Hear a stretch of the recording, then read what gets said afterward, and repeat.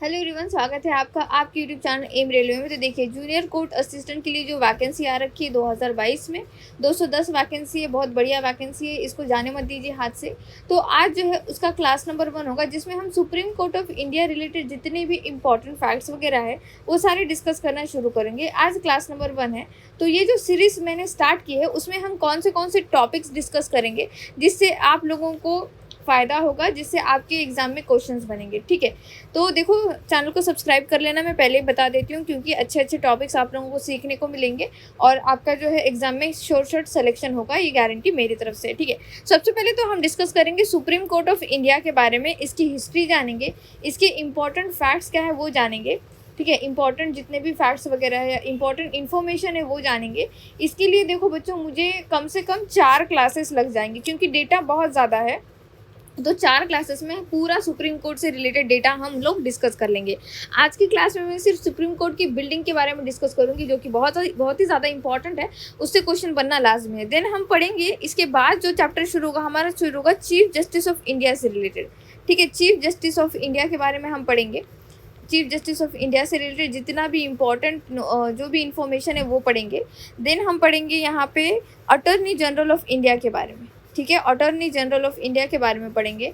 जो भी जैसे कि कौन से आर्टिकल में लिखा गया है अटॉर्नी जनरल, उनका काम क्या होता है, अभी तक कौन बने हैं, पहला कौन है, ये क्या है, सारी जो फैक्चुअल बातें हैं वो सारा देखेंगे। स्टैटिक पोर्शन भी देखेंगे, डायनामिक पोर्शन भी देखेंगे। उसके बाद हम देखेंगे थोड़ा सा जैसे पब्लिक इंटरेस्ट लिटिगेशन के बारे में देखेंगे, राइट टू इंफॉर्मेशन एक्ट के बारे में देखेंगे। तो जितना भी जुरिडिक्शंस वगैरह किया जाता है सुप्रीम कोर्ट के द्वारा, ऐसा नहीं कि कोई भी फैसले लेता है सुप्रीम कोर्ट, ऐसा नहीं है, या फिर कोई भी केस सुप्रीम कोर्ट में जाकर बैठ सकता है, ऐसा भी नहीं है। तो वो सारी चीज़ें हमको देखनी है, वो हम देखेंगे मिसलेनियस पोर्शन में। ठीक है, मिसलेनियस जो टॉपिक्स होंगे लास्ट में, वो उसमें जो भी टॉपिक बच रहा है और इम्पॉर्टेंट है for this supreme court of India related topic, वो हम मिसलेनियस पोर्शन में कंप्लीट कर लेंगे। तो इस हिसाब से देखो, अटॉर्नी जनरल हो गया। एंड देन 6th पोर्शन जो हम पढ़ेंगे, या फिर इसको पहले ले लेंगे, ऐसा करेंगे कि मिसलेनियस टॉपिक जो है वो लास्ट में ले लें। ठीक है, और इसके पहले पढ़ेंगे हम हाई कोर्ट्स के बारे में। ठीक है, हाई कोर्ट इंडिया में कितने हैं, कहाँ कहाँ पे उसके बेंचेस अवेलेबल है, वो सारी चीज़ें हम लोग यहाँ पे पढ़ेंगे। ठीक है, high court and it's benches, ये सारी चीज़ें यहाँ हमको पढ़ने को मिलेगी। तो प्लीज़ चैनल को सब्सक्राइब कर लेना। ओके, तो देखो, जैसे कि मैंने कहा आप लोगों को कि आज का जो टॉपिक होगा वो हमारा बिल्डिंग के जो भी हमारी सुप्रीम कोर्ट की बिल्डिंग है उससे ही इर्द गिर्द होगा, मतलब उसी के आगे पीछे जो है सारी चीज़ें होगी। ठीक है, तो सबसे पहले देखो, ये 6 टॉपिक्स हम अच्छे से करेंगे। सुप्रीम कोर्ट ऑफ इंडिया का जो हिस्ट्री वगैरह है वो कल की क्लास में होगा, क्योंकि ये क्लास में थोड़ा सा छोटा और इंट्रोडक्टरी रखना चाहती थी, और इसमें बहुत ही ज़्यादा मैं आप लोगों को ये नहीं करना चाहती, डराना नहीं चाहती थी, क्योंकि डेटा थोड़ा ज़्यादा है। तो डेटा पूरा रिसर्च किया जा रहा है, मेरे द्वारा रिसर्च किया जा रहा है। अभी मैं डेटा रिसर्च ही कर रही थी, तब मुझे लगा कि थोड़ा मैं बिल्डिंग के बारे में बता दूँ, क्योंकि इंपॉर्टेंट है और छोटू सा टॉपिक है, ख़त्म हो जाएगा 20 से 25 मिनट में। तो वो पहले पढ़ा देती हूँ, फिर बाद में जो है कल से फिर आपका शुरू हो जाएगा, जैसे कि स्टार्टिंग में किस तरह से जो है चलता था, वैदिक कल्चर में किस तरह से न्याय मिलता था, फिर बाद में हम मुगल काल में देखेंगे, फिर बाद में हम देखेंगे ब्रिटिश काल में किस तरह से चला, अब किस तरह से चलता है। तो ये सारी चीज़ें कल की क्लास में, कल 2 क्लासेस में कंप्लीट करा देंगे हम, एक 1 बाय 1। ठीक है, वो सारी चीज़ें करेंगे। तो देखो, शुरू करते हैं। फिर हम अभी देखो, मैं आपको सबसे पहले सैटेलाइट व्यू दिखा देती हूँ। ठीक है, सैटेलाइट व्यू दिखा देती हूँ हमारे सुप्रीम कोर्ट ऑफ इंडिया का। सुप्रीम कोर्ट ऑफ इंडिया,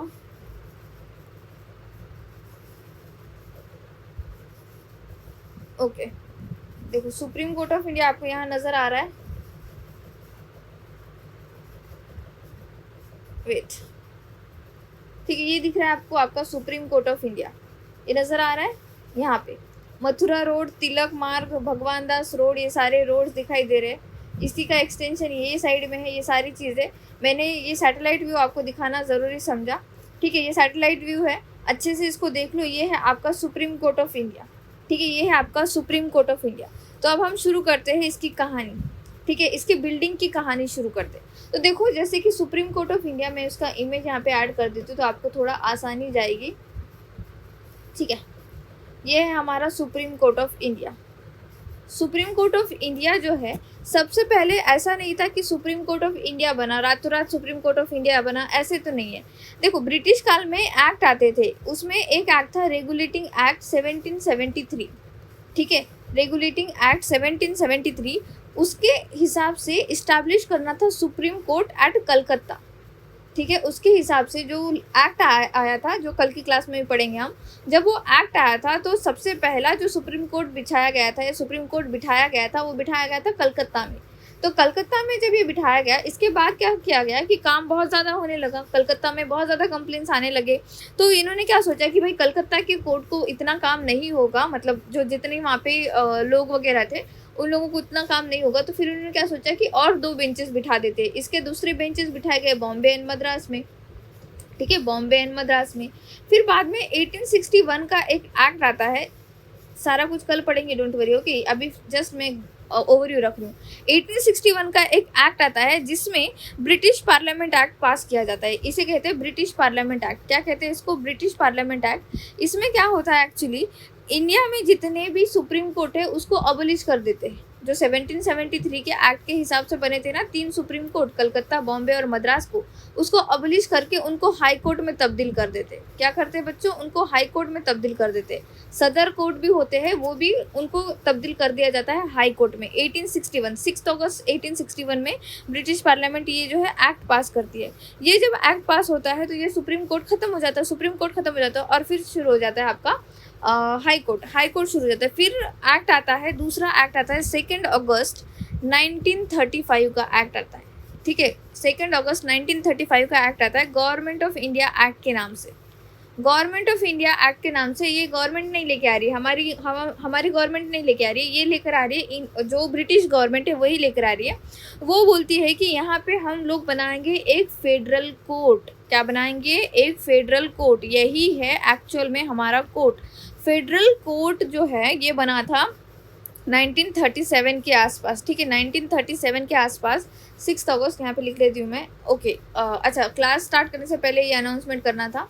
जीए जो है, जीए का कोर्स आपका जूनियर कोर्ट असिस्टेंट के लिए जनरल अवेयरनेस का कोर्स लॉन्च हो चुका है। 1 जुलाई से ये लॉन्च हो गया है, जिसमें हम history, geography, biology, polity, static GK including current affair करेंगे। जैसे कि स्टैटिक जीके की क्लासेस शुरू हो चुकी है। आज जो है 2 क्लासेस मैंने ऐड कर दी है, टोटल 4 क्लासेस कंप्लीट। 1 जुलाई से लेकर 10 जुलाई तक जीके कंप्लीट कर देंगे हम। हिस्ट्री करेंगे 11 जुलाई से लेकर 20 जुलाई, पॉलिटी 13 जुलाई से लेकर 24 जुलाई और ज्योग्राफी 15 जुलाई से लेकर 25 जुलाई और लाइफ साइंस 20 जुलाई से लेकर 31 जुलाई। तो पूरा जुलाई महीने में आपका जो है जनरल अवेयरनेस कोर्स खत्म हो जाएगा। ठीक है, जनरल अवेयरनेस खत्म हो जाएगा। मात्र 999 रुपीज़ में जो है आपको ये कोर्स मिलेगा। वैसे 2000 में था, लेकिन इसको 50% डिस्काउंट देके 999 में कर दिया गया है। आप इस क्लासेस का जो भी मेरे एप्लीकेशन से आपको क्लासेस मिलेंगे, एंड्रॉयड एप्लीकेशन है, लिंक डिस्क्रिप्शन बॉक्स में दे रखी है बच्चों, प्लीज़ डाउनलोड कर लेना मेरा एप्लीकेशन और वहाँ से आप ये क्लास इनरोल कर लेना, जल्दी से जल्दी इनरोल कर लो। और इसका जो है क्लास पीडीएफ भी आप डाउनलोड कर सकते हो, डेस्कटॉप वर्जन भी देख सकते हो, ये सारी चीज़ें। ठीक है, तो हम बात कर रहे थे फेडरल कोर्ट के बारे में। ठीक है, सुप्रीम कोर्ट बनने से पहले यहाँ पे मौजूद था फेडरल कोर्ट। फेडरल कोर्ट बना था 6 अगस्त 1937 को। ठीक है, 6 अगस्त 1937 को फेडरल कोर्ट जो है उसका इनॉग्रेशन किया गया था। ठीक है, फेडरल कोर्ट का जो है इनॉग्रेशन किया गया था। तो आप बोलोगे मैम जो अभी की जो बिल्डिंग है, जस्ट आपने जो हमें सैटेलाइट व्यू दिखाया है, क्या वहीं पर फेडरल कोर्ट का इनॉग्रेशन किया गया था? तो नहीं, फेडरल कोर्ट का इनॉग्रेशन वहाँ नहीं किया गया था बच्चों। फेडरल कोर्ट का इनॉग्रेशन किया गया था चेंबर ऑफ प्रिंसेस में। ठीक है, inaugurated at chamber of princes. अब ये चेंबर ऑफ प्रिंसेस क्या चीज़ है? तो चेंबर ऑफ प्रिंसेस हमारा जो पार्लियामेंट है अभी का, वहाँ पे एक चेंबर है मतलब अब ये पार्लियामेंट की पूरी बिल्डिंग समझो, तो वहाँ पे एक चेंबर, एक जो है हिस्सा, उसे कहते थे चेंबर ऑफ प्रिंसेस। वहाँ पे पहली जो कोर्ट है फेडरल कोर्ट। ठीक है, फेडरल कोर्ट मतलब वहाँ पे जो है पहला फेडरल कोर्ट बैठा था। वहाँ के पहले चीफ जस्टिस भी थे। ठीक है, जैसे हमारे चीफ जस्टिस होते हैं वैसे ही वहाँ पे चीफ जस्टिस। मैं एक बात बता देती हूँ आप लोगों को, हमारा जितना भी डेटा लिया हुआ है या फिर हमारा जो कॉन्स्टिट्यूशन लिखा हुआ है या जो हमारे जितने भी लॉज वगैरह लिखे गए हैं, वो कहीं ना कहीं इन्फ्लुएंस हुए हैं ब्रिटिश काल से, या कहीं ना कहीं हम इन्फ्लुएंस हुए हैं ब्रिटिश एरा से। क्योंकि देखो, एक तो उन्होंने हम लोगों पे बहुत ज़्यादा राज कर रखा है और जितनी चीज़ें उनकी अच्छी लगी हमने वो कॉन्स्टिट्यूशन में भी अडॉप्ट की। हमने वो कॉन्स्टिट्यूशन में अडॉप्ट करते समय हमने उनको लॉ बनाने के लिए लिया। जैसे जो हमारा फेडरल कोर्ट है, ठीक है, जो हमारा फेडरल कोर्ट है जिसका इनॉग्रेशन मतलब ब्रिटिश काल में ही फेडरल कोर्ट बना था, हमारा नहीं, उस टाइम पे जो फेडरल कोर्ट था 1937 का इनॉग्रेशन किया गया था चेंबर ऑफ प्रिंसेस। अब ये चेंबर ऑफ प्रिंसेस कहाँ पे? हमारा जो पार्लियामेंट है वहीं पे है, ठीक है, जो हमारा पार्लियामेंट है वहीं पे ये चेंबर ऑफ प्रिंसेस है। तो जब ये बना था तब वहाँ पे पहले जो चीफ जस्टिस बने थे, तो ऑब्वियस है कि इंडिया का चीफ जस्टिस तो नहीं होगा। जब ये फेडरल कोर्ट बना था तब बने थे सर मॉरिस ग्वायर करके, ये भी लिख लो अगर लिखना है तो, फर्स्ट चीफ जस्टिस ऑफ, ठीक है, इंपॉर्टेंट है, कुछ भी क्वेश्चन बन रहा है एक्चुअली। जब से DFCCIL का पेपर देख चुकी हूँ मैं, तब से मुझे लग रहा है कि डेट के साथ क्वेश्चन बन रहे। जैसे ये पूछा जा सकता है कि भाई कब बना था फेडरल कोर्ट? 6 अगस्त 1937 को। तो पहले जो चीफ जस्टिस थे, ठीक है, चीफ जस्टिस थे फेडरल कोर्ट के, वो थे आपके sir Morris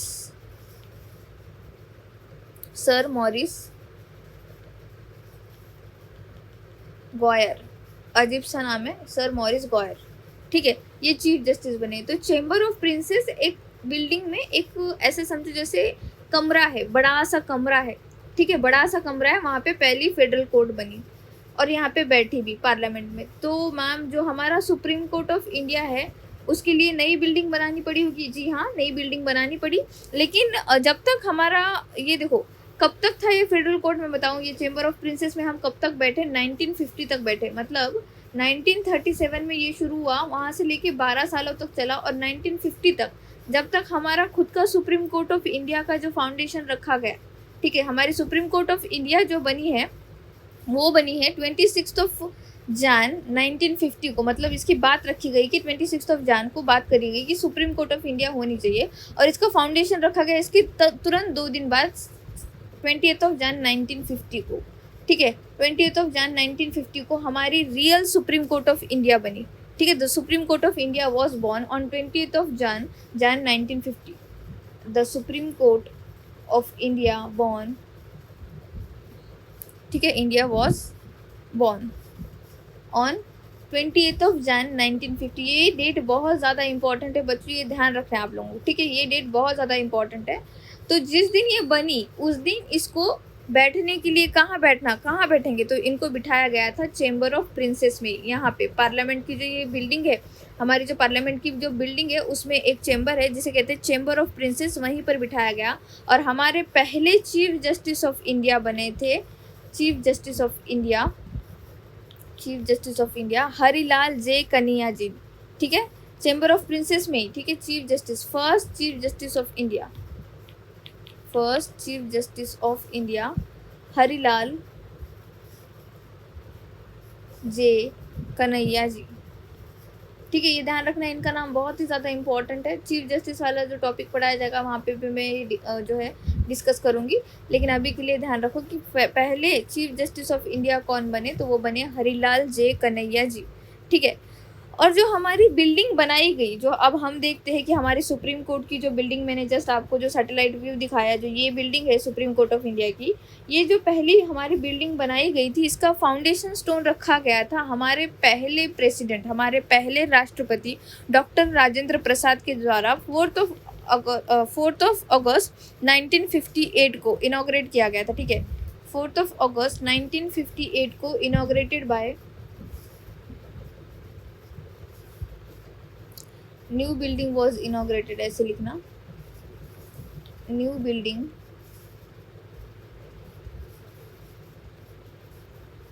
was inaugurated by doctor Rajendra Prasad,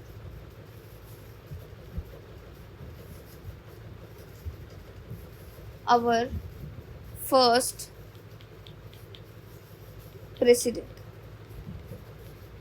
ठीक है, हमारे पहले प्रेसिडेंट डॉक्टर राजेंद्र प्रसाद जी ने इनॉग्रेशन किया था हमारी सुप्रीम कोर्ट ऑफ इंडिया की न्यू बिल्डिंग का। कब किया था? 4 अगस्त 1958। ये भी डेट बहुत ज़्यादा इंपॉर्टेंट है, डेट के साथ मैं इसीलिए लिख रही हूँ क्योंकि DFCCIL में डेट के साथ क्वेश्चन बने थे, food safety and standard authority of India में डेट के साथ क्वेश्चन बने थे। तो आजकल जो क्वेश्चन पूछने का तरीका है वो बदल चुका है, डेट भी पूछ रहा है, ईयर तो पूछ ही रहा है लेकिन डेट भी पूछ रहा है। तो थोड़ा सा ना हमें ध्यान रखना पड़ेगा ये सारी चीज़ों का, ठीक है। जो हमारी सुप्रीम कोर्ट है वो हमारा तीसरा पिलर है इंडियन डेमोक्रेसी का, ये भी ध्यान रखना है। हमारे जो ज्यूरिडिक्शन है, ठीक है, हमारा जो न्यायपालिका है वो थर्ड पिलर है हमारी डेमोक्रेसी का, third pillar of Indian democracy.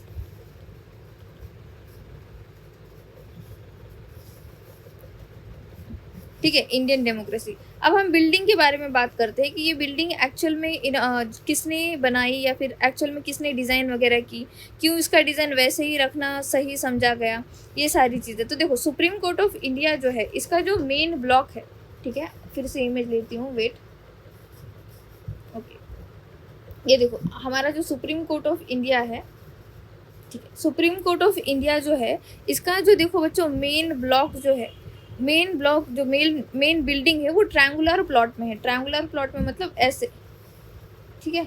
17 एकड़ की पूरी ज़मीन थी स्टार्टिंग में। 17 एकड़ ज़मीन में क्या किया गया था, इसको ट्रायंगुलर प्लॉट में रखने की बात की गई थी। ट्रायंगुलर प्लॉट में रखने की क्यों बात की गई थी, इसके लिए देखो, जैसे हमारा तराजू कैसे होता है, जो हमारा बैलेंस होता है, तराजू होता है, वो किस तरह से होता है, किस शेप में होता है, इस शेप में होता है। तो जो सुप्रीम कोर्ट ऑफ इंडिया की जो बिल्डिंग है वो आपको तराजू की तरह ही नज़र आएगी। अभी तराजू की तरह नज़र आएगी। ये बात रखी गई थी 1956 में कि इसका जो है ट्रायंगुलर शेप में ही रखो, इसको जो है इस तरह से बनाओ कि लगना चाहिए कि जैसे बैलेंस हो रहा है, ठीक है, तराजू के दो ऐसे बैलेंस लगने चाहिए।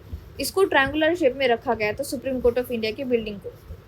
इसके जो आर्किटेक्चर थे, ठीक है, जो आर्किटेक्ट थे वो थे गणेश भिकाजी देवलाईकर, ये लिख लो इनका नाम।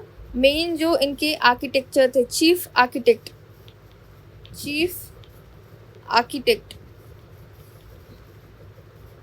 Ganesh Bhikaji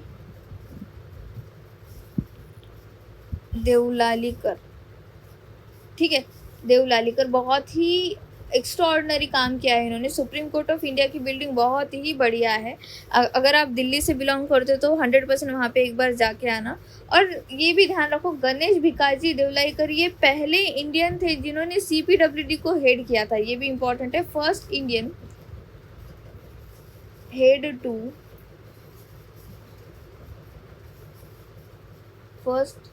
to head CPWD department, ठीक है। CPWD क्या होता है, आपका डिपार्टमेंट है सेंट्रल पब्लिक वर्क्स डिपार्टमेंट, जो ऑलमोस्ट जितने भी बड़े बड़े आप बिल्डिंग्स वगैरह देखते हो गवर्नमेंट की, सेंट्रल पब्लिक डिपार्टमेंट के अंडर भी आते हैं। मतलब ये लोग जो है बनाने का काम करते हैं, सेंट्रल पब्लिक वर्क्स डिपार्टमेंट, ध्यान देना आप लोगों को, ठीक है। सेंट्रल पब्लिक वर्क्स डिपार्टमेंट के ये हेड थे। तो जो हमारे चीफ आर्किटेक्ट थे गणेश भिकाजी देवलालीकर, इन्होंने जो है डिज़ाइन किया था सुप्रीम कोर्ट ऑफ इंडिया। और ये ट्रायंगुलर प्लॉट में बनाने का, 17 एकड़ की ये ज़मीन थी, ट्रायंगुलर प्लॉट में बनाने का इन्होंने बात रखी थी। एक्चुअली 1956 में सब लोगों ने कहा था कि इसको ट्रायंगुलर जो है शेप ही दे दो। क्यों? क्योंकि जो हमारा तराजू है, ठीक है, हमारा जो तराजू होता है वो इसी तरह का शेप में होता है, ठीक है, इसी तरह के तो शेप में होता है। अगर आप उसको पूरा एक तरीके से देखोगे तो ये ऐसे ही शेप में आ रहा है, ठीक है, ये ऐसे ही शेप में आ रहा है। तो इसको बनाया गया था उसी हिसाब से, वो दिमाग में रख के बनाया गया था कि भाई ये ट्रायंगुलर प्लॉट में ही बनाया जाए, ठीक है। जो फाउंडेशन स्टोन रखा गया था सुप्रीम कोर्ट के बिल्डिंग का, इनॉग्रेशन तो किया गया था देखो राजेंद्र प्रसाद के द्वारा ही, फाउंडेशन स्टोन भी रखा गया था उन्हीं के द्वारा। ये तो इनॉग्रेशन वाली डेट है, 4 अगस्त वाली जो डेट है वो इनॉग्रेशन, न्यू बिल्डिंग का इनॉग्रेशन वाली डेट है। लेकिन जो उसका फाउंडेशन स्टोन रखा गया था वो रखा गया था 29 अक्टूबर 1954 को, ठीक है, बाय डॉक्टर राजेंद्र प्रसाद। ये लिख लो, the foundation stone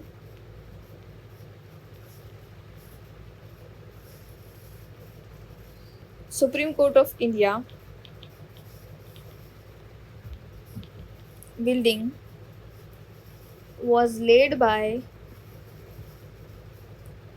the first president of India,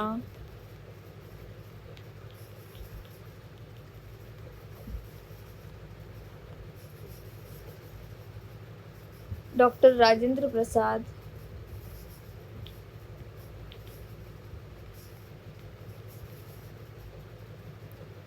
on 29 October 1954, on 29 October 1954, ये डेट याद रखना है, इनका नाम याद रखना है। इन्होंने फाउंडेशन स्टोन भी रखा है, इन्होंने इनॉग्रेट भी किया। जब इन्होंने इनॉग्रेशन किया था ना, तब इन्होंने कहा था द टेम्पल ऑफ जस्टिस, मतलब उन्होंने कहा था कि न्याय का मंदिर।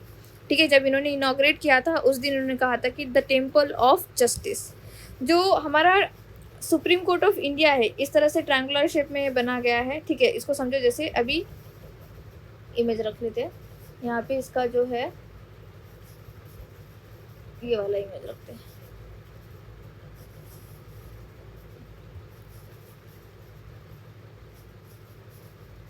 कौन सा इमेज लिए? इमेज एक भी अच्छा नहीं लिया मैंने, सॉरी। ये वाला ऐसे ही कंसिडर कर लेते हैं, ठीक है। हाँ, अब ये हमारा जो सुप्रीम कोर्ट ऑफ इंडिया है, तो ये देखो, ये तिलक मार्ग पे है। ठीक है, इधर से जो है इसका तिलक मार्ग आता है, वेस्ट साइड में तिलक मार्ग है। ये लिख के देना ज़रूरी है, इसीलिए लिखा के दे रही हूँ, तिलक मार्ग है। इसके जो साउथ है, नॉर्थ है और आपका ईस्ट है। ईस्ट साइड में मथुरा रोड जाता है।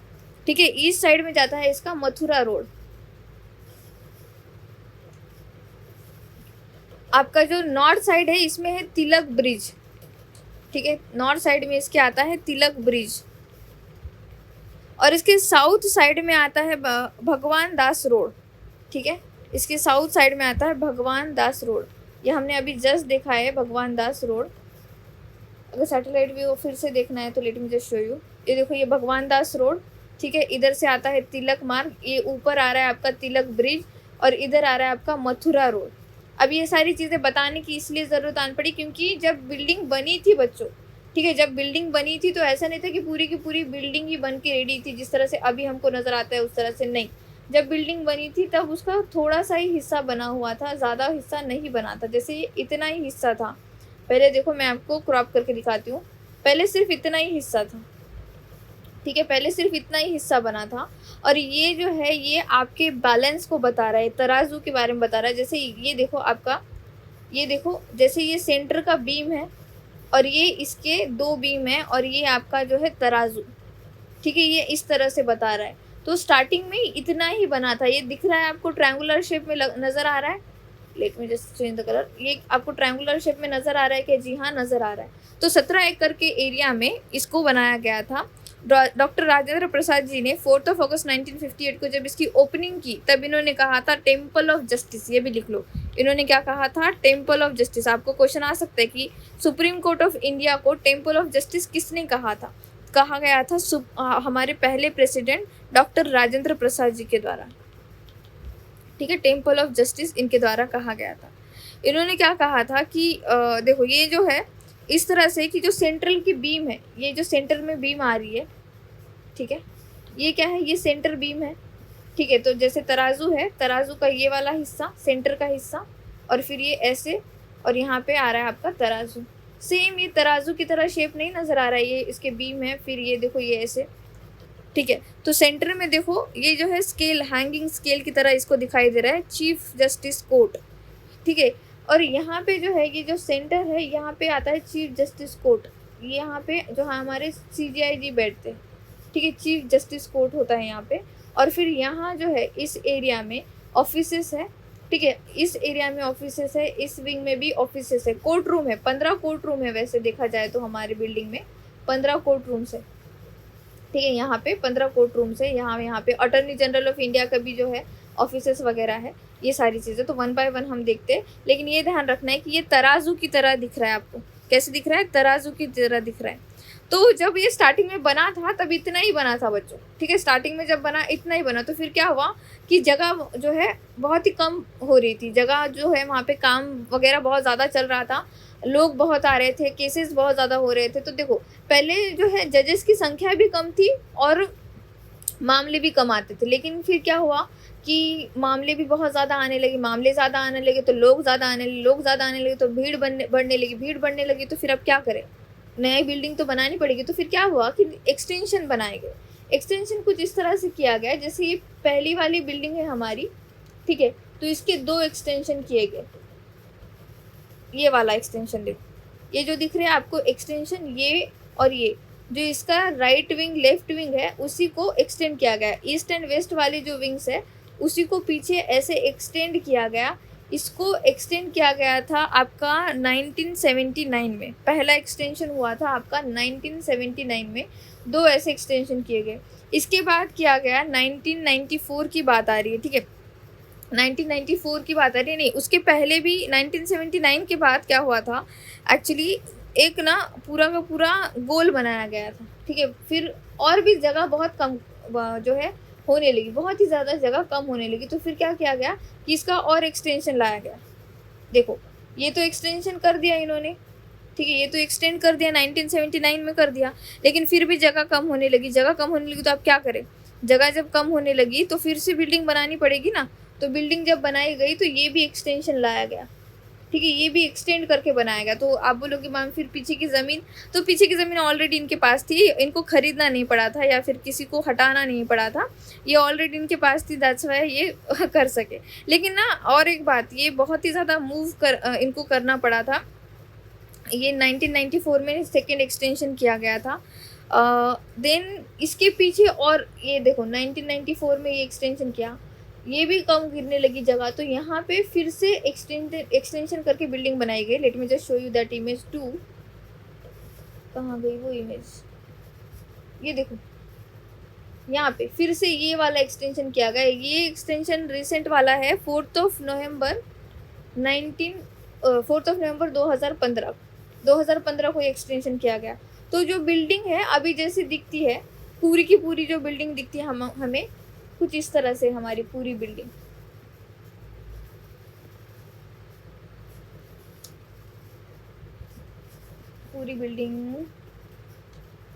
कुछ इस तरह से दिख रहा है आपको कि स्टार्टिंग में सिर्फ इतना ही बनाया गया था, ठीक है, स्टार्टिंग में सिर्फ इतना ही बनाया गया था।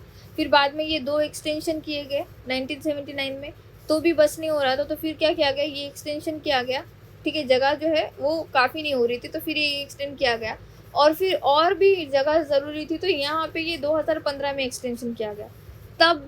तब भी जगह जो है वो हमें कम पड़ रही थी। अब क्या किया जाए, अब क्या हुआ कि ये हमारी ओल्ड बिल्डिंग है सुप्रीम कोर्ट ऑफ इंडिया की, ठीक है, ये ओल्ड बिल्डिंग समझो, जो ये पूरी बिल्डिंग, ठीक है, ये ओल्ड बिल्डिंग है हमारी। और फिर यहाँ पे बीच में जाता है मथुरा रोड, इसीलिए मैंने वो बताया आपको, ये बीच में जा रहा है मथुरा रोड, और यहाँ पे है प्रगति मैदान, ये है प्रगति मैदान। तो यहाँ पे क्या किया गया कि प्रगति मैदान में 12 एकड़ ज़मीन जो है पूरी ली गई, और वहाँ पे न्यू एक्सटेंशन किया गया। तो आप बोलोगे मैम फिर यहाँ से यहाँ जाने के लिए रोड क्रॉस करके जाना पड़ेगा क्या? देखो यहाँ पे बताती हूँ मैं, ये देखो ये मथुरा रोड जा रहा है, बीच में ये मथुरा रोड है, और ये है हमारी एक्सटेंशन की बिल्डिंग, ठीक है, ये पूरी जो है ये एक्सटेंशन बिल्डिंग है, ये जो दिखाई दे रही है आप लोगों को, ये एक्सटेंडेड बिल्डिंग है हमारी सुप्रीम कोर्ट ऑफ इंडिया की। अब ये जो एक्सटेंडेड बिल्डिंग है सुप्रीम कोर्ट ऑफ इंडिया की, तो मैम क्या यहाँ से यहाँ जाने के लिए हमको रोड क्रॉस करके जाना पड़ेगा क्या? आपको बता दूँ यहाँ से मेट्रो भी गुजरती है, तो बहुत ही दिक्कत होगी फिर यहाँ से यहाँ जाने के लिए लोगों को। नहीं, यहाँ पे इन्होंने क्या किया है, अंडरग्राउंड टनल बनाए हैं 3, 1 नहीं 2 नहीं 3 अंडरग्राउंड टनल बनाए हैं, ठीक है, वो भी ऑल वेदर कनेक्टिविटी के, ठीक है, वो भी all weather connectivity. Let me just show you the image, आपको समझ में आ जाएगा। देखो ये है आपकी ओल्ड बिल्डिंग, ठीक है, ये है आपकी ओल्ड बिल्डिंग, ये उल्टा आ गया इमेज, इस तरह से इधर होना चाहिए था, लेकिन कोई बात नहीं। ये है आपकी ओल्ड बिल्डिंग, और ये है मथुरा रोड बीच में से जा रहा है, और ये आपका एक्सटेंशन बिल्डिंग। तो ये जो एक्सटेंशन किया गया है बिल्डिंग का, इनके बीच में आपको ये 3 अंडरग्राउंड टनल मिलेंगी, अंडरग्राउंड रोड मिलेगी जाने के लिए, जो ऑल वेदर कनेक्टिविटी देती है। बहुत ही बढ़िया रोड है, इस तरह से देखो, दिख रहा है आप लोगों को, यहाँ पे ले लेते हैं इमेज, ये देखो ऑल वेदर कनेक्टिविटी, इस तरह से जो है अंडरग्राउंड टनल प्रोवाइड किए गए हैं उसको कनेक्ट करने के लिए। जो एक्सटेंशन, जो न्यू कॉम्प्लेक्स बनाया गया है बिल्डिंग प्रगति मैदान में, उसका कंस्ट्रक्शन शुरू हुआ था 2013 में ही, ठीक है, उसका कंस्ट्रक्शन शुरू हुआ था 2013 में, कम्प्लीटली बन के रेडी है वो। तो उसका एक्सटेंशन जो है बच्चों इस तरह से किया गया था। तो अभी फ़िलहाल के लिए हमारी ये ओल्ड बिल्डिंग भी है, ठीक है, ये वाली भी बिल्डिंग है, और ये वाली भी बिल्डिंग है, तो ये पूरा मिला के है हमारा सुप्रीम कोर्ट ऑफ इंडिया, समझ में आया बच्चों? Supreme court of India. यहीं पे बातें खत्म नहीं होती, आगे भी बातें हैं। और अब हमको आगे पढ़ना है, एक स्टैचू के बारे में पढ़ना है, ठीक है? स्टैचू के बारे में पढ़ना है जिसे हम कहते हैं मदर एंड चाइल्ड स्टैचू। क्या कहते हैं? Mother and child statue. Late me just show you the image. Mother and child statue जो है ये सुप्रीम कोर्ट ऑफ इंडिया में ही है। सुप्रीम कोर्ट ऑफ इंडिया के ही पूरे जो मैदान है, वहाँ पे जो गार्डन है, वहीं पे आपको मिलेगा। ये है ब्रॉन्ज का स्कल्पचर, ठीक है? ब्रॉन्ज स्टैचू है ये, ब्लैक ब्रॉन्ज स्टैचू लिख लो, अच्छे से ही लिख लेना, लिखना है तो ब्लैक ब्रॉन्ज स्कल्पचर। ये अराउंड 7 फीट का है, 6.89 फीट, तो 210 सेंटीमीटर का है ये, ठीक है? 210 सेंटीमीटर का जो है ये स्कल्पचर है। तो ये स्कल्पचर एक्चुअल में बताता क्या है, मतलब इसकी ज़रूरत क्यों आन पड़ी, ये क्या डिपिक्ट करता है? तो देखो, ये जो डिपिक्ट कर रहा है ये मदर एंड चाइल्ड, यहाँ पे लिख लो mother and child statue, mother and child,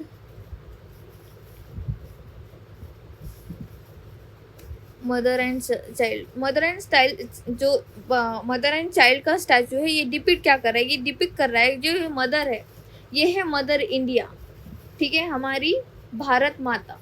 और ये जो बच्चा है, ये जो यंग बच्चा है, ठीक है, यंग चाइल्ड, ये बता रहा है कि यंग रिपब्लिक, क्योंकि हम जो है नए नए रिपब्लिक बने थे उस टाइम पे, जिस टाइम पे ये बन रहा था, मतलब जो ये स्कल्पचर वगैरह बन रहा था, तो यंग रिपब्लिक ये क्या बताता है? ये यंग रिपब्लिक की निशानी बताता है। रिपब्लिक क्या चीज़ होती है? देखो, रिपब्लिक मतलब जिसका हेड जो है वो चुना गया हो, ठीक है? हम क्या है? रिपब्लिक है, रिपब्लिक इंडिया। हम रिपब्लिक इंडिया क्यों कहते हैं अपने आप को? रिपब्लिक इंडिया हम इसीलिए कह सकते हैं क्योंकि हमारा जो हेड है, हेड ऑफ द कंट्री है, वो चुना जाता है। Head of the country is elected one, ठीक है? Elected one. भले उनका जो इलेक्शन है वो इनडायरेक्ट तरीके से इलेक्शन होता है, हम डायरेक्टली जाके उन्हें इलेक्ट नहीं करते, लेकिन इलेक्शन होता है। नॉमिनेशन होता है क्या? नॉमिनेटेड होता है क्या? नहीं होता है। नॉमिनेटेड मतलब जैसे कि अगर कोई प्रेसिडेंट बना है तो अपने बच्चे को ही प्रेसिडेंट बनाने के लिए वो नॉमिनेशन दे दे, फिर वो अपने बच्चे को बनाए, फिर वो अपने बच्चे को बनाए, फिर वो अपने बच्चे को बनाए, ऐसा होता है क्या? नहीं होता है। यहाँ पे होता है इलेक्शन, तो इसे कहते हैं रिपब्लिक, रिपब्लिक इंडिया।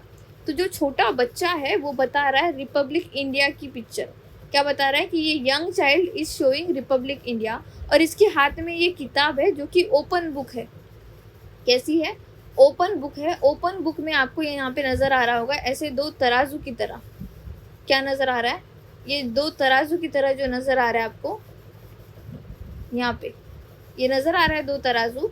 तो ये बता रहा है कि जो हमारा यंग रिपब्लिक बच्चा है, जो कि हम खुद, ये रिप्रेजेंट कर रहा है कि जो हम अपहोल्ड करते हैं, क्या अपहोल्ड करते हैं? लॉस, लैंड लॉ मतलब क्या? कानून, ठीक है? कानून को हम अपहोल्ड करते हैं। हम ये शो कर रहे हैं, सिंबॉलिकली शो कर रहे हैं कि हम जो है ये बैलेंस शो कर रहे हैं, कि ये रिप्रेजेंट कर रहे हैं कि इक्वल जस्टिस देंगे सबको, ठीक है? इक्वली देखा जाएगा सबको। जैसे आर्टिकल 14 है हमारे कॉन्स्टिट्यूशन का, क्या बताता है? Equality before law. आर्टिकल 14 क्या बताता है? Equality before law. इसका मतलब क्या है? कि विधि के समान समक्षता, ठीक है? विधि के समक्ष समानता। मैं हमेशा इसको हिंदी में गलती कर देती हूँ प्रोनाउंस। विधि के समक्ष समानता, इक्वालिटी बिफोर लॉ, की जो कानून है उसके सामने सब लोग इक्वल है। आर्टिकल 14। तो यहाँ पे भी ये छोटा बच्चा जब ये किताब लेकर डिपिक्ट क्या कर रहा है? ये डिपिक्ट कर रहा है कि हम सबको जस्टिस देंगे, वो भी इक्वली, ठीक है? इक्वल जस्टिस फॉर ऑल की डिपिक्शन दे रहा है। ये स्कल्पचर है ये बनाया गया था आर्टिस्ट चिंतामणि कर के द्वारा, ठीक है? ये भी, इनका भी नाम लिख लो बच्चों, ये इम्पोर्टेंट है, हो सकता है कि क्वेश्चन बने। आर्टिस्ट थे श्री चिंतामणि कर, ठीक है? श्री चिंतामणि कर। तो ये मदर एंड चाइल्ड का वहाँ पे आपको ये स्कल्पचर देखने को मिलेगा। सेकंड, यहाँ पे हमको क्या देखने को मिलता है? हमें जो इसका ये है मोटो है या लोगो कहो, सुप्रीम कोर्ट ऑफ इंडिया का जो लोगो है वो देखने को मिलता है। Late me just show you the image, तो आसानी जाएगी आपको। ये है हमारा लोगो, सुप्रीम कोर्ट ऑफ इंडिया का लोगो। तो ये लोगो जो है बच्चों, ये क्या डिपिक्ट करता है, ये लोगो यहाँ पे क्या लिखा है, यतो धर्मस्ततो जयः। यतो धर्मस्ततो जयः का मतलब जहाँ पे धर्म है वहाँ पे विक्ट्री होगी। किसकी विक्ट्री होगी? सत्य की विक्ट्री होगी। ठीक है, जो सत्य है वही जीतेगा। यतो धर्मस्ततो जयः, ये कहाँ से लिया गया है? तो ये देखो, सारनाथ जो टेम्पल है हमारा, Sarnath lion capital of Ashoka, वहाँ से लिया गया है। इसमें यतो धर्मस्ततो जयः जो है ये लिखा गया है संस्कृत में, जिसका मतलब है कि जो सच्चाई है, ट्रूथ अलोन आई अपहोल्ड। ठीक है, इसका मतलब है कि जो सच्चाई है वो जीतेगी। और यहाँ पे ना थोड़ा सा ट्विस्ट है, ये जो हमारे स्पोक्स है ना, ये 32 स्पोक्स है। ठीक है, 32 स्पोक्स है। हमारा जो एम्बलम है वहाँ पे, या फिर हमारा जो नेशनल फ्लैग है वहाँ पे हम क्या देखते हैं? 24 स्पोक्स देखते हैं, है ना। 24 जो है ये तिल्लियाँ देखते हैं, लेकिन यहाँ पे जो है 34 स्पोक्स है, ये भी ध्यान देना आप लोगों को। ठीक है, तो ये लिखो, दिस डिज़ाइन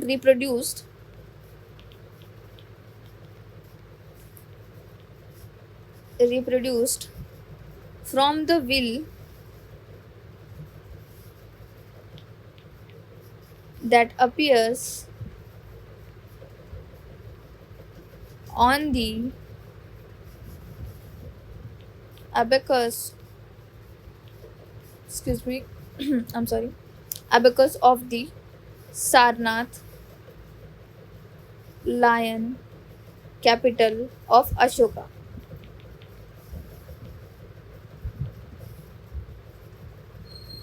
विथ 32 स्पोक्स। अगर आपको टाइम मिले तो गिन लेना, 32 स्पोक्स ही है। ठीक है, और जो इंस्क्रिप्शन लिखा गया है ये यतो धर्मस्ततो जयः, इसका मतलब ये संस्कृत में लिखा गया है। ठीक है, दिस इंस्क्रिप्शन, द इंस्क्रिप्शन इन संस्कृत, यतो धर्मस्ततो जयः, इसका मतलब इसका मतलब है जहाँ पे धर्म है वहाँ पे विजय होगा। ठीक है, जय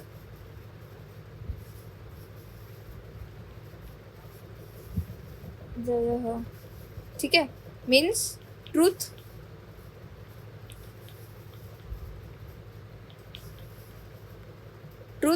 अलोन आई अपहोल्ड। और अगर नॉर्मल मीनिंग निकालोगे तो नॉर्मल मीनिंग क्या होगा, मतलब जैसे हम रोज़मर्रा की ज़िंदगी में बात करते हैं, तो इसका मतलब है कि जहाँ पे धर्म है वहाँ पे जीत होगी। तो कल की क्लास में हम धर्म के बारे में पढ़ेंगे, किस तरह से जो है supreme court of India evolve हुआ, उसके इवोल्यूशन के बारे में पढ़ेंगे। और कल की क्लास में पूरा जो है मैं ख़त्म करने की कोशिश तो करूँगी, लेकिन सुप्रीम कोर्ट ऑफ इंडिया से रिलेटेड डेटा बहुत ज़्यादा है, तो कम से कम 2 क्लासेस इसकी लग जाएंगी, या फिर 3 क्लासेस में हम कंप्लीट कर लेंगे। ठीक है, तो जहाँ तक हमको नज़र आ रहा है कि हम जो है ये कंप्लीट जो हिस्ट्री वगैरह है ये 10 से 15 क्लासेस में मैं कंप्लीट करने की कोशिश करूँगी। ऐसा नहीं कि सिर्फ पढ़ा दो आगे बढ़ा दो, ऐसे नहीं चलेगा, मुझे वो बिल्कुल समझ में नहीं आता है वैसी चीज़ें। मैं पढ़ाऊँगी तो अच्छे से पढ़ाऊँगी, वरना मुझे पढ़ाने में कोई मतलब नहीं लगता है। ठीक है, और ये सारी चीज़ें हैं, देखो एंड्रॉयड एप्लीकेशन डाउनलोड करने ना, जीए फाउंडेशन जो कोर्स है हमारा वो भी देख सकते हो आप लोग, या फिर सिर्फ ये भी कोर्स अगर देख रहे हो तो ये आपकी ज़िंदगी का सबसे बेहतरीन कोर्स होगा, ये मैं गारंटी देती हूँ। आपने अभी तक जीए इस तरह से नहीं पढ़ा होगा, ये भी मैं गारंटी देती हूँ। तो पढ़ लेना, अच्छे से पढ़ लेना, और इस एग्ज़ाम को क्रैक करना है ये सोच के ही इस एग्ज़ाम का फॉर्म फिलअप करना है। और ये 6 टॉपिक पढ़ाते पढ़ाते मुझे कम से कम 10 क्लासेस तो कम्प्लीटली लग ही जाएंगी। 10 क्लासेस समझो, या फिर एक फैक्टर ऑफ सेफ्टी कंसिडर करके 15 क्लासेस हम लोग यहाँ पे कंसिडर कर लेते हैं। ठीक है, तो 10 से 15 क्लासेस में मैं आपको पूरा कंप्लीट ये पढ़ा दूंगी, आपको किसी तरह की दिक्कत नहीं आएगी अगर supreme court of India related कोई भी क्वेश्चंस आ रहा है तो। ठीक है, तो अभी तो आप लोग खुश होंगे कि किसी तरह का कोई प्रॉब्लम नहीं है।